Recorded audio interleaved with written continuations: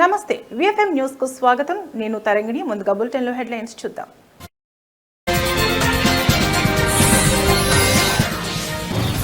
ఉగ్రదాడులతో భారత్ లో అశాంతి సృష్టిస్తే మౌనంగా ఉండబోమని ప్రధాని. ఉగ్రవాదాన్ని పాకిస్తాన్ ఒక యుద్ధ వ్యూహంగా అనుసరిస్తోందని మోదీ వ్యాఖ్య.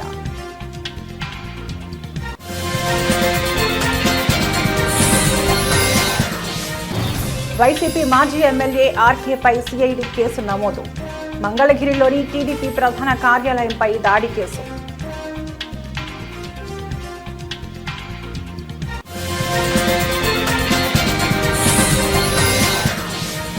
సినిమా హాళ్ల నిర్వహణపై పవన్ కీలక ప్రకటన. థియేటర్ల బంద్ వెనుక శక్తులపై విచారణకు ఆదేశించినా తేల్చాలి.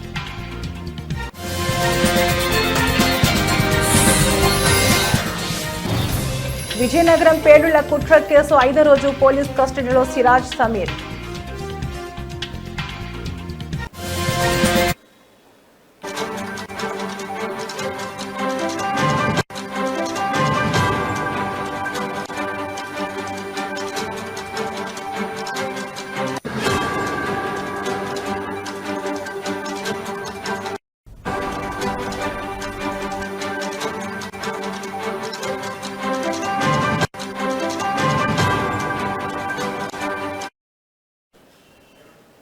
బ్రేకింగ్ న్యూస్ చూస్తున్నాం. దేశంలో ఉగ్రవాద దాడుల ద్వారా అశాంతి సృష్టించాలని చూస్తే సహించేది లేదని ప్రధానమంత్రి నరేంద్ర మోదీ పాకిస్తాన్ను హెచ్చరించారు. దేశ తొలి హోంమంత్రి సర్దార్ వల్లభాయ్ పటేల్ సూచనలను నాటి పాలకులు పెడచెవిన పెట్టడం వల్లే గత 76 ఏళ్లుగా దేశం ఉగ్రవాద సమస్యను ఎదుర్కొంటోందని ఆవేదన వ్యక్తం చేశారు. 2 రోజుల గుజరాత్ పర్యటనలో భాగంగా మంగళవారం నాడు పలు అభివృద్ధి కార్యక్రమాలను ప్రారంభించిన అనంతరం నిర్వహించిన సభలో ప్రధాని ఈ వ్యాఖ్యలు చేశారు. ఈ సందర్భంగా ఆపరేషన్ సింధూర్ గురించి కూడా ప్రస్తావించారు.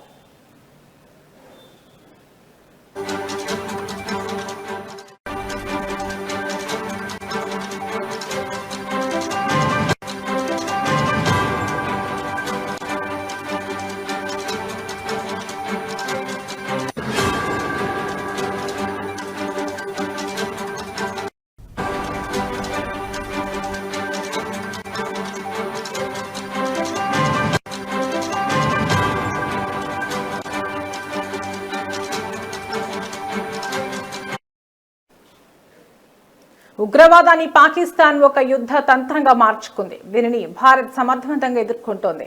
పాకిస్తాన్లో ఉగ్రవాదుల అంత్యక్రియలకు ఆ దేశ ప్రభుత్వ అధికారులు హాజరై ప్రభుత్వ లాంఛనాలతో నిర్వహించారు. వారి సైన్యం కూడా ఉగ్రవాదులకు సెల్యూట్ చేసింది. ఇది ఉగ్రవాదం కేవలం పరోక్ష యుద్ధం కాదని, పాకిస్తాన్ అనుసరిస్తున్న యుద్ధ వ్యూహమని స్పష్టం చేస్తోంది. దీనికి తగిన రీతిలోనే భారత్ స్పందిస్తుంది అని మోదీ అన్నారు.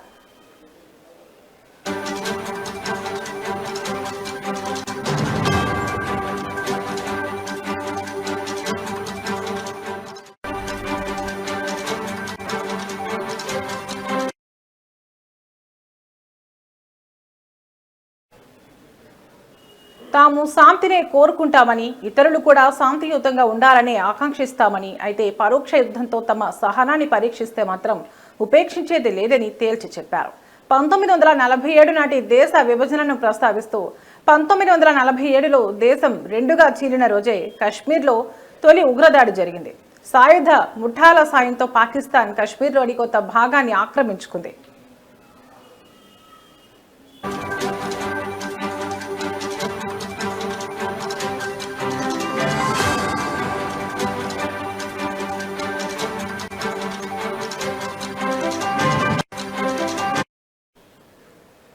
ఆనాడు ఉగ్రవాదులను ఏరివేసి ఆక్రమిత కశ్మీర్ను తిరిగి స్వాధీనం చేసుకోవాలని సర్దార్ వల్లభాయ్ పటేల్ ఇచ్చిన సలహాను పాటించి ఉంటే దేశంలో ఈ ఉగ్రదాడుల పరంపర కొనసాగేది కాదు. కానీ అప్పటి ప్రభుత్వ పెద్దలు ఆ సూచనను పట్టించుకోలేదు అని ప్రధాని విమర్శించారు. అప్పటి నుంచి పర్యాటకులు, యాత్రికులు, సామాన్య పౌరులే లక్ష్యంగా దాడులు జరుగుతున్నాయని, ఇటీవల పహల్గామ్లో జరిగిన ఘటనే దీనికి నిదర్శనమని అన్నారు.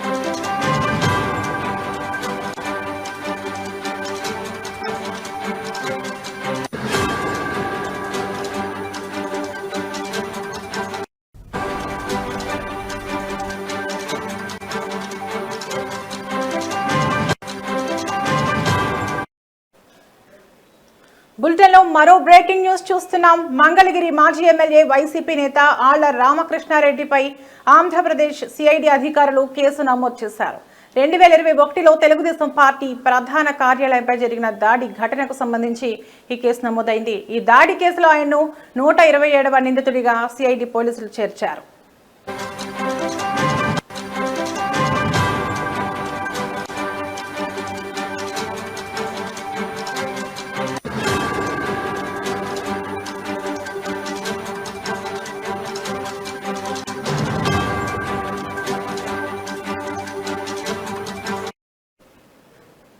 ఇక వివరాల్లోకి వెళితే గత వైసీపీ ప్రభుత్వ హయాంలో 2021 అక్టోబర్ 19న మంగళగిరిలోని టీడీపీ కేంద్ర కార్యాలయంపై కొందరు దుండగులు దాడికి పాల్పడ్డారు.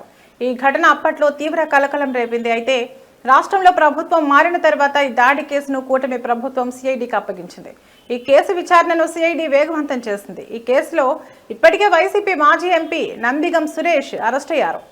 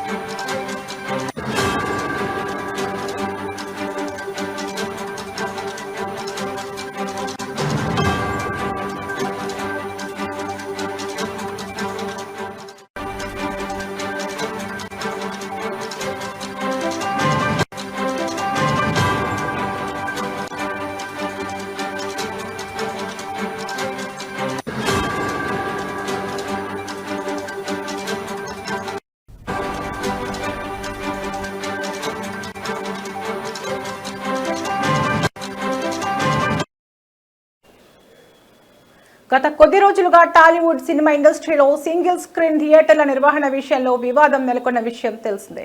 కాగా వారి వివాదంలో భాగంగా జూన్ 1 నుంచి థియేటర్లను క్లోజ్ చేయాలి ఎగ్జిబిటర్లలోని ఓ వర్గం నిర్ణయించింది. కాగా ఈ వ్యవహారంపై ఏపీ సినిమాటోగ్రఫీ మంత్రి కందుల దుర్గేష్ స్పందిస్తూ సీరియస్ అయ్యారు. దీంతో ఈ వ్యవహారం కాస్త పెను దుమారంగా మారడంతో నిర్మాత అల్లు అరవింద్, ఎఫ్డీసీ చైర్మన్ దిల్ రాజులు స్పందించారు.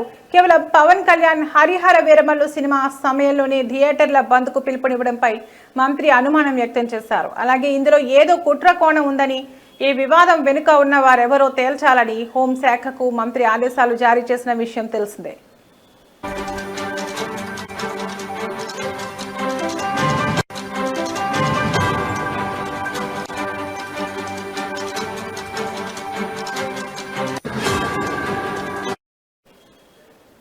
తాజాగా సినిమా హాళ్ల నిర్వహణపై డిప్యూటీ సీఎం పవన్ కళ్యాణ్ స్పందిస్తూ సంచలన ప్రకటన చేశారు.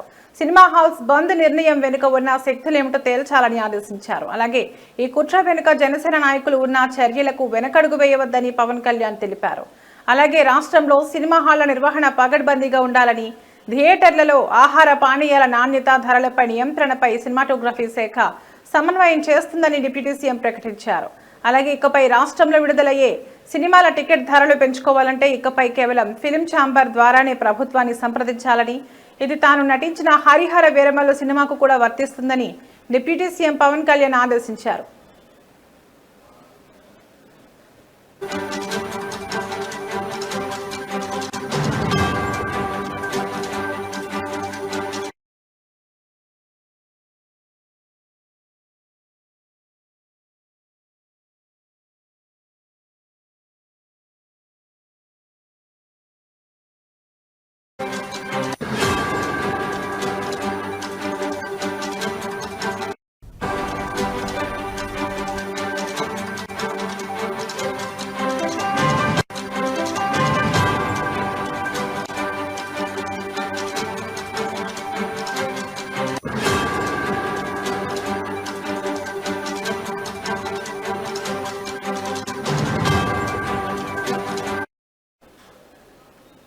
ఓబులాపురం అక్రమ మైనింగ్ కేసులో దోషిగా తేలిన గాలి జనార్దన్ రెడ్డిని హైదరాబాద్లోని చంచల్గూడ జైలు నుంచి బెంగళూరు నగరానికి తరలించారు.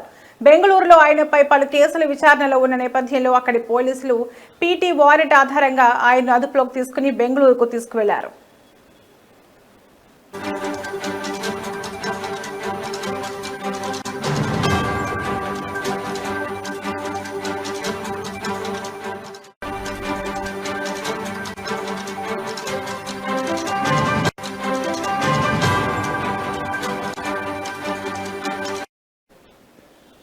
గాలి జనార్దన్ రెడ్డి ఓబుళాపురం మైనింగ్ అక్రమాలకు సంబంధించిన కేసులో శిక్ష పడడంతో కొంతకాలంగా చంచల్గూడ కేంద్ర కారాగారంలో ఖైదీగా ఉంటున్నారు. అయితే కర్ణాటక రాష్ట్రంలోని బెంగళూరులో కూడా ఆయన పలు అభియోగాలను ఎదుర్కొంటున్నారు.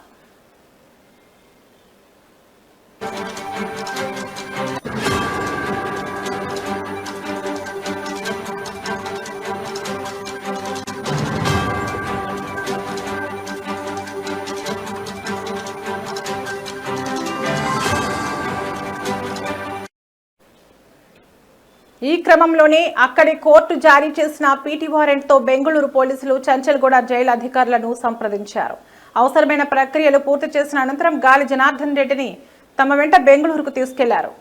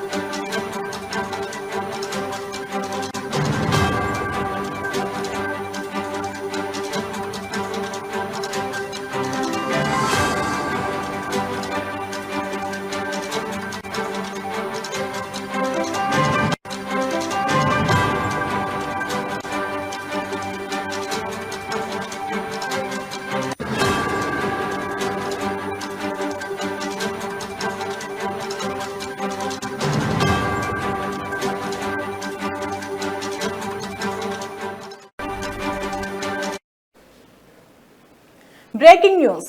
ఉగ్రవాదం పేలుళ్ల కుట్ర కేసులో విచారణ కొనసాగుతోంది. ఇవాళ 5వ రోజు పోలీస్ కస్టడీలో సిరాజ్ సమీర్ ను పోలీసులు విచారిస్తున్నారు. మరో 20 మంది సభ్యులు ఉన్నట్లు ధృవీకరించిన సిరాజ్ సమీర్ ఆ 20 మంది పేర్లు తెలిసినా వారు ఎక్కడున్నారనేది చెప్పడం లేదు. ఆ 20 మంది కోసం తెలంగాణ పోలీసులు వేట మొదలుపెట్టారు. సిరాజ్ అరెస్టు తర్వాత విజయనగరంలో అదృశ్యమైన వారు ఎవరు, హైదరాబాద్ లో సమీర్ ఇంట్లో సమావేశమైన వారు ఇప్పుడు ఎక్కడా అనే వివరాలను పోలీసులు సేకరిస్తున్నారు.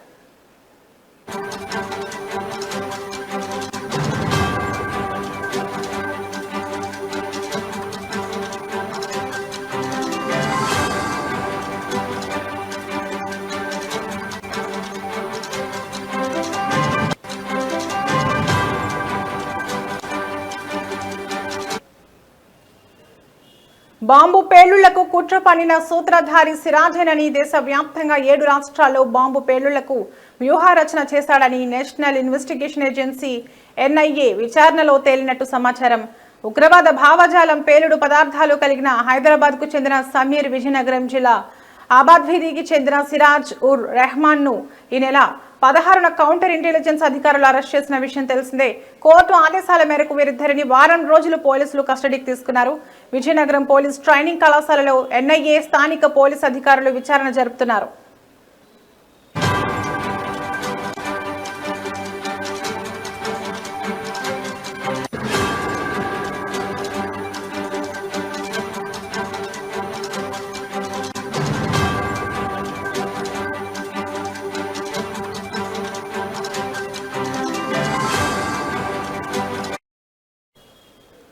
గత 3 రోజులుగా నోరు విప్పని సమీర్ సోమవారం పలు విషయాలు బహిర్గతం చేసినట్లు సమాచారం. పేలుళ్లకు పథక రచన చేసింది సిరాజేనని చెప్పినట్లు తెలిసింది.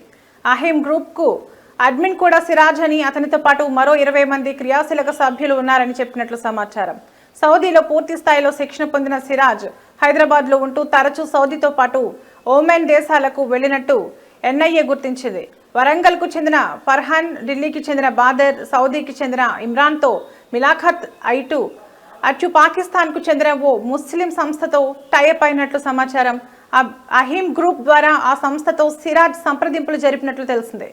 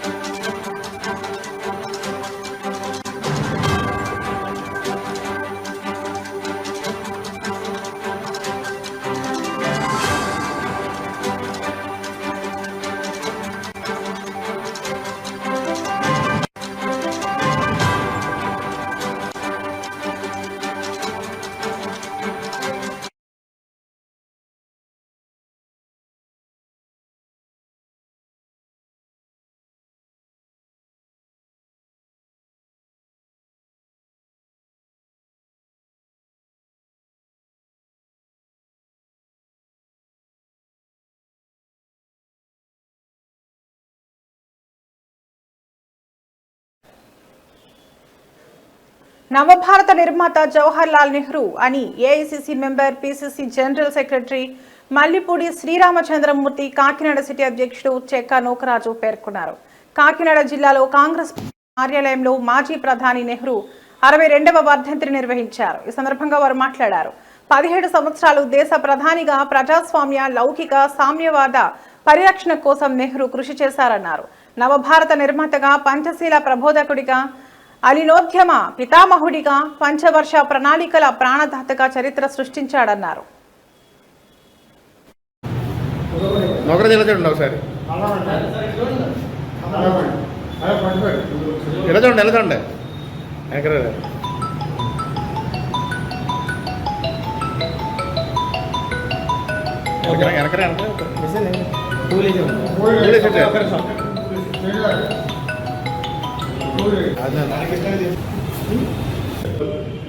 రోజు వర్తంతి మనం జరుపుకుంటున్నాం.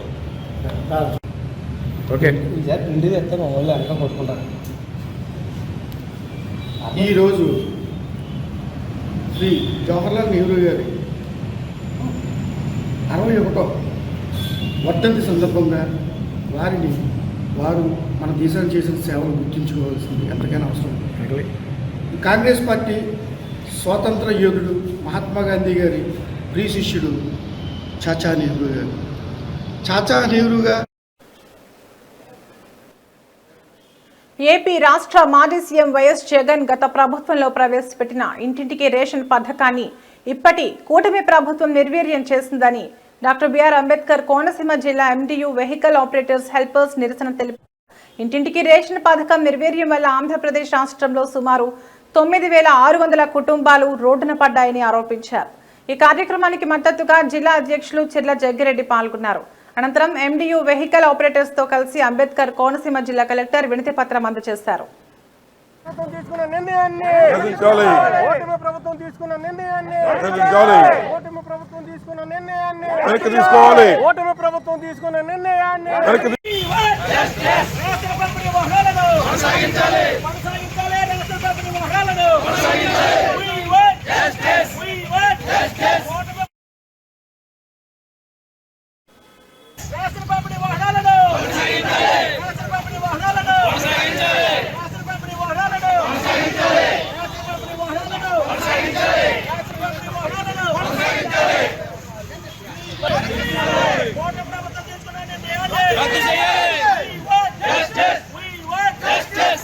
చేసేవాడు కూడా ఆఖరి కోరిక అడుగుతారు సార్. ఈ ప్రభుత్వంలో ఉరిశిక్ష చేసేవాడికి ఆఖరి కోరిక అడుగుతారు. అలాగే ఎండియూ డీలర్స్కి తగినంత సమయం ఇవ్వకుండా, సర్వీసెస్ బాగున్నాయని చేయకుండా శాంతియుతంగా వారి యొక్క విషయాన్ని మీ దృష్టిలో మీరు వింటారు కనుక మీకు ఇచ్చి వెళ్ళే విధంగా మొత్తం డీలర్స్ అందరూ వచ్చారు సార్. నాగర్ కర్నూలు జిల్లా కేంద్రంలో ఓ ప్రైవేట్ హాల్లో భారత్ ముక్తి మోర్చా అంబేద్కర్ జాతర కమిటీ ఆధ్వర్యంలో మాతా రమాబాయి 90వ వర్ధంతిని నిర్వహించారు. ఈ కార్యక్రమంలో ముఖ్య అతిథిగా ఎంపీ పార్లమెంట్ ఇన్ఛార్జ్ గడ్డం విజయ్ హాజరయ్యారు. ఈ సందర్భంగా అణగారిన వర్గాల కోసం డాక్టర్ బిఆర్ అంబేద్కర్ చేసిన పోరాటంలో ఆయనకు అండగా నిలిచి తన జీవితాన్ని వెచ్చించి సమాజ సేవలో తనను తాను నిమగ్నం కావడంలో రమాబాయి తన భర్త సామాజిక సంస్కరణల లక్ష్యాలను నెరవేర్చడానికి అంకిత భావంతో మద్దతు ఇచ్చారని కొనియాడారు. తన జీవితం త్యాగం చేస్తూ తన భర్తకు సహాయం చేయడానికి, తనను తాను త్యాగం చేయడానికి సిద్ధపడ్డారన్నారు. ఏజ్లోనే ఆయనకు వివాహం కావడం జరిగింది. నాటి నుండి ఆమె చనిపోయేంత వరకు, రమాబాయి గారు చనిపోయేంత వరకు అంబేద్కర్ గారికి సహచరిగా ఉండుకుంటూ ఆమె చేసినటువంటి త్యాగము, ఆ రోజు అంబేద్కర్ గారికి ఎక్కడ పై చదువులకు పోయినా, ఏటికి పోయినా, ఎక్కడ పోయినా ఆమె నిరంతరం ఆయన యొక్క ఆశయ సాధన కోసం ఉన్నటువంటి గొప్ప త్యాగమూర్తి ఆమె రమాబాయి గారు.